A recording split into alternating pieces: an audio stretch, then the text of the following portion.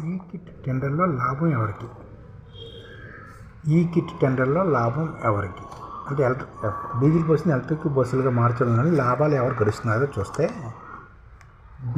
ఈ బిడ్ని 2 సంవత్సరాలు చేశారన్నమాట. రెండింటికి పనులు కేటాయించారు. ఒక్కో బస్సు మార్పిడికి 65 నుంచి 70 లక్షల వరకు ఖర్చు అవుతుంది అన్నమాట. వడ్డీతో కలుపుకుంటే 1,50,00,000 వరకు అవుతుంది అన్నమాట. కాలుష్య నియంత్రణలో భాగంగా 240 డీజిల్ బస్సులను ఎలక్ట్రిక్గా మార్చేందుకు పిలిచిన టెండర్లో ఆర్టీసీ తీసుకున్న నిర్ణయం చర్చాంశంగా మారిందన్నమాట. 2 కంపెనీలే సాంకేతిక అర్హత సాధించిన రీటెండర్లకు వెళ్లకుండా అధికారులు వాటితోనే ముందుకెళ్లడం గమనార్హం. సాధారణంగా L1 గుర్తిదారుడికే టెండర్ కేటాయించడం అనుమతి కాగా ఆర్టీసీ L1కు 200, L2కు 40 బస్సులు కేటాయించింది. పాత బస్సుకు 1,50,00,000 అని అంటున్నారన్నమాట. హైదరాబాద్, పుణే చెందిన 2 ప్రైవేట్ సంస్థలు ఈ ఎలక్ట్రిక్ కిట్లు అమర్చి నిర్వహణ చేపట్టనున్నాయన్నమాట.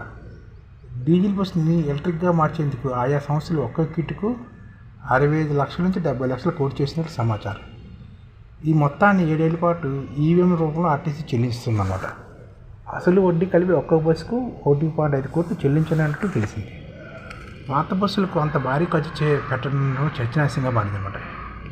ఈ విధానంలో బస్సు ఛాయిస్లో డీజిల్ ట్యాంకు తీసి రెట్రోఫిట్మెంట్లో 5-6 బ్యాటరీలు బిగించాలి.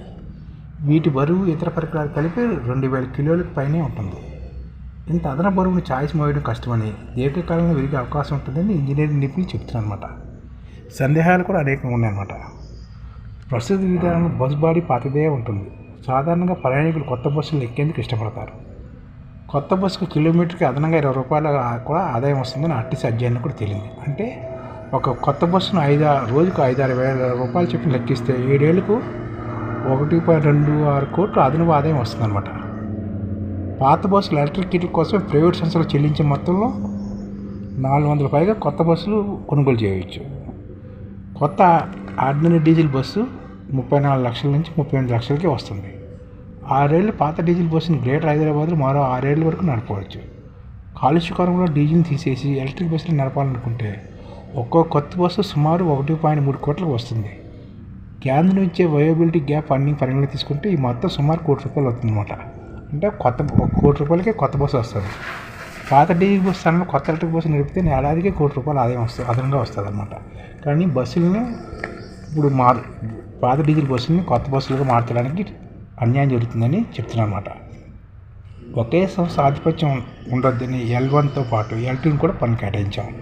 అయితే ఆ బస్సుల సంఖ్య తక్కువే. పాత డీజిల్ బస్సుని రెట్రోఫిట్ చేసి ఎలక్ట్రిక్గా మార్చడం వల్ల ఆర్టీసీకి లాభంగా అంటున్నారన్నమాట.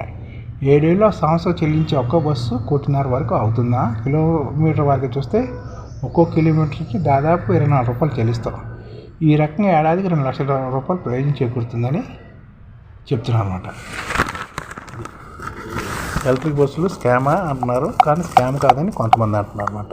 ఏదన్నది